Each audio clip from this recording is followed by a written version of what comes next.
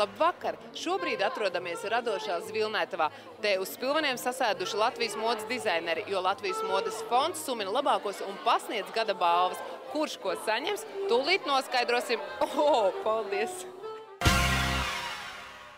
Cienājoties ar mājas Rosolu pavisam brīvā relaksētā gaisotnē, modes mākslinieki saņēma pelnītas uzslavas un balvas. Latvijas modes fonds apkopoja aizvadītā gada rezultātus. Dzīvespriecīgākā Latvijas dizainere Šeila, modes leģenda Asnāca Smelte. Par pamanāmāko modes dizainu tika atzīts finanšu ministre Eināra Repšas uzvalks modes nams Frazo. Gada starptautiskais panākums modes tandēma Mara Rols uzvara Jēras modes un fotografijas konkursā. Par gada notikumiem Latvijas modē atzīta diskusija Ilgspējīga Latvijas mode. Latvijas modes debija 2009. gadā projekts Paviljons Dominā. Tas īstais mesiķis, kas vispār pagājušā gadā par laimi parādījās, ka modinieki apvienojoties var izdarīt vairāk. Par 2009. gada dizaineri tika atzīta Kaķa Šehūrina. Viņas darbi ir nopērkami reāli Rīgas veikalos, atšķirībā no ļoti daudz dizaineru darbiem.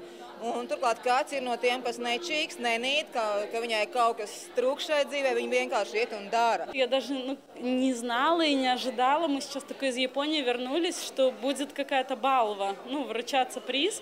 И поэтому такое, от неожиданности это еще приятнее. Pārsteigumu netrūka arī vakara gaitā. Ja jau te pulcējušies modes zinātāji, tad nevar atpalikt. Sameklēju mājā vecu rozi iespraudu galvā, uzvilku aktuālo jūrnieku krekliņu un piespraudu sarkanu brošiņu. Arī pašiem modes dizaineriem bija noteikts dreskods. Modes mākslinieki beidzot bija pacentušies un ieradušies paši savos darinātos tērpos. Šajā tērpā jūtos kā 40. gadu skolotāji, kas manī varbūt arī snauž, es tā nezinu, bet man tā reizēm liekas. Savas radošās prasmes modes dizaineri lika lietā knakstoties ap šokolādi. Ar tās palīdzību uz cepuma kleitām tika radīts pavasara modes tendences. Būtībā katra cilvēka caurspīdīgums vai arī, skaistums rodas no iekšām, tad es uzzīmēju skeletu.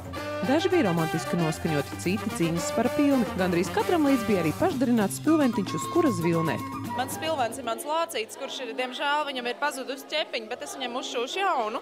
Bet tas bija darbnīcā visvairāk spilvenam līdzīgākais priekšmets. Spilventiņš, roku darbs, sarkans, mūžīgai dzīvībai, priekam. Tas ir mans mazais draudziņš, kurš man stāv visu laiku rupkrēslā mājās un sagaida, kad atnāk no darba. Parasti viņš man sagaida šāds. Bet tad, ja viņam ir sevišķi slikta doma, tad viņš man sagaida šitāds. Būtu tikai uz pozitīvā viļņa iecerējis modes fonds, kas nodomājis ik gadu mājīgā gaisotnē šādi sanākt kopā, lai izvērtētu padarīto, kā arī popularizētu LV stilu. Jaunais stils mode ne tikai grāmatās, bet reāli apčamdām un apskatām grāmatnīcās sastopam arī Latvijā. Nesen izmeklētu grāmatu saloniņā Lukabuka tika prezentēta ekopionieris igauņu mākslinieces Rītaus kolekcija.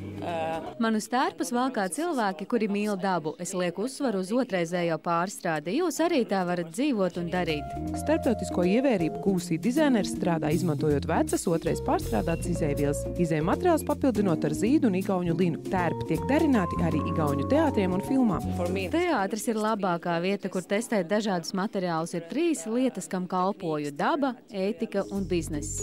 Rītaus dizaineres darbi ir arī jaunajā igauņu modes katalogā. Par tādu latvieši var tikai vēl sapņot. Tā saka jaunā Latvijas apavu modes dizainere arhitekte Elīna Dobele. Arī viņas pašas radītā apavu sērija tika prezentēta grāmatnīcā. Kā arhitekte nolēma mainīt nodarbošanos, pati saka doma no zilām debesīm. Arhitektūra bija apstājusies pagājušā gada sākumā visi projekti un bērniņu kopšanas atvaļinājums arī bija līdz kaklam. Vajadzēja kaut ko darīt un vienu dienu. Kāpēc ne? Un tiešām, kāpēc ne? Izgājis cauri visām radības grūtībām, Elīna uzvaroši smaida. Māksliniece cer, ka viņas apavi rotās nevienu vienkājiņu plašajā pasaulē. Vienkārši sapņi plus ambīcijas plus uzdrīkstēšanās. Un gala rezultātā labs LV stils garantēts. Vismaz es pēc darbas esmu ļoti haotiska, un man noteikti nevar piederēt čemodāniņš ar 20 gadu stāžu. Bet tieši tāds ir manāko prinča draugam Žanam Lukam, kurš nesen apciemoja Latviju. Un stilam bez tabu pastāstīja, kāda ir kosmopolīta stila recepte. Kosmētikas kompānijas Eizenberg direktors Žāns Lukstruņjons no Monako Latvijā ieradās ar savu patieso vizītkarti apbružātu vēsturisku koferi. Džentelmenis visu laiku ir ceļā no valsts uz valsti, tiekoties ar sadarbības partneriem un žurnālistiem. Mūs interesēja viņa pieredzes bagātā kosmopolīta stila recepte. Savu 20-gadīgo čemodānu Žāns Luks sakārto 15 minūtēs.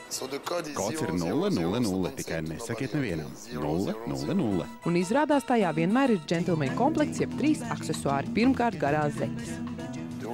Vienīgais iemesls, kādēļ kungiem jānēsā garās zeķes, ir tas, lai pārkustojot vienu kāju pār otru, nerēgotos plikumi. Tas nebūtu nav džentelmeņa stils. Otrakārt, kāds no Monako rezidencē sakrātajiem 120 krūškabatas lakatiem. Lakatiņus dzīvespriecīgais kungs iegādājas Ķīnā. Cilvēki vēl aizvien domā, ka Ķīnā ir lēts darba spēks un līdz ar to arī nekvalitatīva produkcija. Tomēr šobrīd tur ir jauna dizaineru paudze, kura rada kvalitatīvas lietas. Treškārt čemodānā ir kāda no vintage jostām, arī ar 35 gadu vēsturi. Josta vīrietim, tāpat kā rokas somiņa sievietei, veido vizuālā tēla personību. Tālūk, kombinējot 3 aksesuārus, jostu, krūškabatas lakatu un garās zeķes, var radīt unikālu džentelmeņa šarmu, kas rēbina dāmas visā plašajā pasaulē. Ceļojiet kopā ar mums TV ekrānos un arī virtuāli. Atbildiet uz jautājumiem mājaslapā un vinnējiet balvas. Tiekamies pēc nedēļas! Atā!